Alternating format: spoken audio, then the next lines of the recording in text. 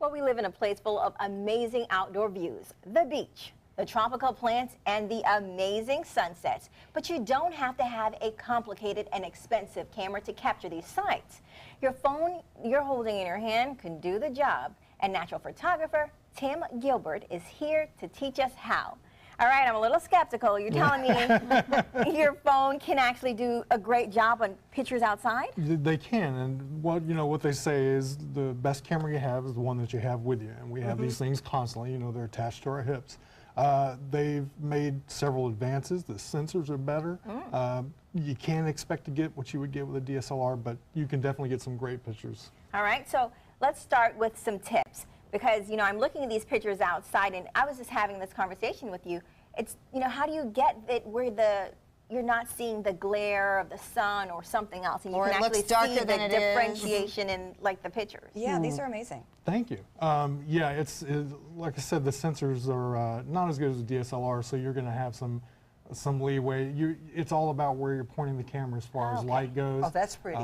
Here, I know that the sun's very bright, so I just naturally turn the exposure down, so I'm catching silhouettes instead of the sun, because I know it's going to overpower the sensor. So when you say turn the exposure down, is that something that you set before you take the picture? Because I'm always fixing things after the fact. Right. And you can, but with these, again, with these small sensors, it's better to do it when you're taking a picture. Okay. So I didn't know you could do with that. iPhones, it's basically with any other phone, it's basically tap to focus, and then you'll be able to drag up and down to set your exposure higher or lower. And that's all in holding the screen while you look at the picture. Right. I think we all forget to do that. Yeah. Touch the screen. Well, you're in the moment, you're taking the picture, you forget. All right, well, you have some tips for us. Let's go through them. Okay, so, first thing you can do is the way you hold the phone. So everybody, when they take a picture or take a selfie or whatever, they're holding it like this. All right, let me practice. The best way to hold this is actually like a camera, which would be this way. Oh. And so, does the actual camera go on top or right or left? It doesn't matter, but your screen will rotate. Okay. So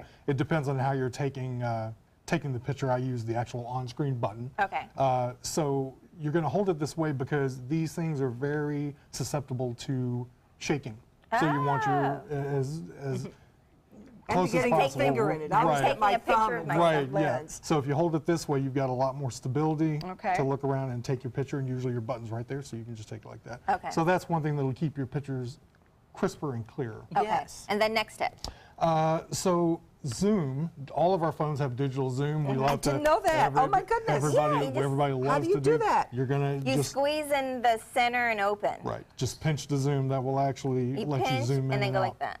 I did not know that. Did you know that? Yeah. Oh my goodness. And it's handy, but you don't want to do that when you're using your phone. The reason why is because this is not an optical zoom like an actual camera that has a lens that moves in and out. This is software. So what you're doing is degrading the image when you use digital zoom. Okay, so we just learned how to do it, and you're telling us not to do it. I'll be right back. I'm going to go try it outside. Go play with it right. And you'll see, too, if you use the digital zoom and take a picture with and without doing that, you'll see how much worse the picture is with the zoom. Okay, so better to fix that in post. Right, zoom with your feet. Move to where you need to go and take a picture from there. Okay. All right, next step. And also editing your photos, like we were talking about Photoshop. Oh, yeah. Obviously, now there is a Photoshop app for iPhone.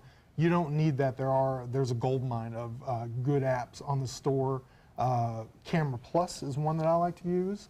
VSCO, some of these are free, some of them are not. But also, you have the app built in on your phone, too. There's a Photos app. You can click that and adjust the shadows, the highlights, and do all the post-processing that you need to do right on your phone. I'm writing this down. There's a photo app on my phone. There is. It's called Photos on iPhone. Okay. Right? And that's where all your photos live. Yeah. And you'll be able to click each one, and there's several controls at the bottom. Oh, yeah, I know. Yeah. Yep, You know that. I know that. You know that. Yeah, I knew that one. I'm going to get some of those others. Yes. So I can get a little fancier. Yes. Any other tips? Yes, a couple of light. Light's very important for photography. That's what we're capturing, not an image of whatever we're taking a picture of, but the light that's bouncing off of it. Okay. It's even more important because the sensors aren't as great.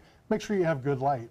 I wish everything could be like this light that we have, but when you're outside, just make sure you're in good bright light. Don't shoot directly into the sun because you'll get that glare. Yeah. Just make sure the sun is falling on your subject and you should be fine. Okay. And lastly, the lens itself, keep it clean.